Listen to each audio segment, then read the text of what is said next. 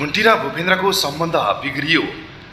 भुन्टीलाई आफ्नो टोकाले दाजुले घर लिएर गए र भूपेन्द्रले निकै रिक्वेस्ट गरिरहेका थिए भुन्टीलाई। जब पैसा पाइसकेपछि भुन्टीप्रतिको माया र भुन्टीलाई मेरी श्रीमती हो भन्न भ्याइसकेका थिए। तर पैसा नभइन्जेलसम्म तेरा सारा माइती खलाकारलाई यति दुःख दिन्छु कि मात्र भन्दै थिए।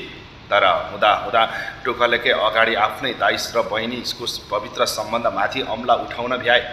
कतिसम्म निर्दयी र अपराधी रहेछन् भूपेन्द्र, यतिसम्म गिरेर यस्ता कुराहरू उठाउँछन् होला भन्ने त लागेकै थिएन। तर भूपेन्द्रले गरेका जति पनि हरकतहरूले एकदमै मन दुखाएको छ भुन्टीलाई।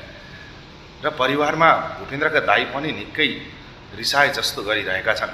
यथार्थ के हो बुझ्नुपर्ने भयो, नत्र त यिनीहरूको भविष्य बिग्रिन्छ। एकातिर सारा बिजनेस डुबाएर डामाडोल बनाइराखेको छ, अर्कोतिर भुन्टीले पनि छोडेर जानु भनेको यो कहाँसम्मको न्याय हो? र भुन्टीलाई के भएछ त? त्यति ठुला समस्याहरू आउँदा त भुन्टीले घर नछोड्ने मान्छे अहिले यिनीहरूभित्र के भएर भुन्टीले घर छोड्यो? कारण बता, नत्र तँलाई मैले जानेको छु भन्दै भूपेन्द्रका दाइले थर्काइरहेका हुन्छन्। तर त्यति हुँदा पनि यता कान्छो भाइ भने कसरी हुन्छ, भूपेन्द्रले सम्हालिरहेको बिजनेस सारा आफ्नो नाममा पार्न खोजिरहेका छन्। र घरभित्र देखिएका पैसाहरूदेखि आम्मामा र आत्था भन्दै आत्तिरहेको देखिन्छ। यतिसम्म निर्दयी भाइ अनि यतिसम्म हरामी बहिनी भएपछि भूपेन्द्रको भविष्य कहिले उँभो लाग्ला र? भुन्टी र भूपेन्द्रको सम्बन्ध बिगार्नुमा सबैभन्दा ठुलो हात भनेकै भीम र भूमिकाको छ र आमाको। बालकुमारीले पनि यतिसम्म गरिरहेकी छैन कि उसकी छोरीको अब अस्ट्रेलिया बस्ने केटासँग बिहे हुँदैछ भन्दा मक्ख छिन्। र अब बिहे पनि धुमधाम करोडौँ खर्च गरेर गर्ने कुरा हुँदैछ।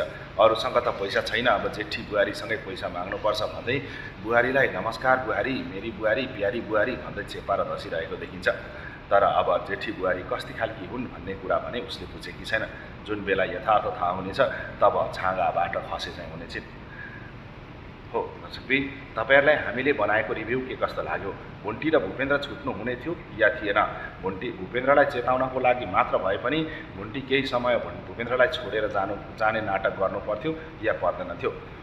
र हाम्रो च्यानललाई सब्सक्राइब गर्नु भएको छैन भने सब्सक्राइब गर्न नबिर्सिनुहोला। तपाईँको दिन शुभ रहोस्।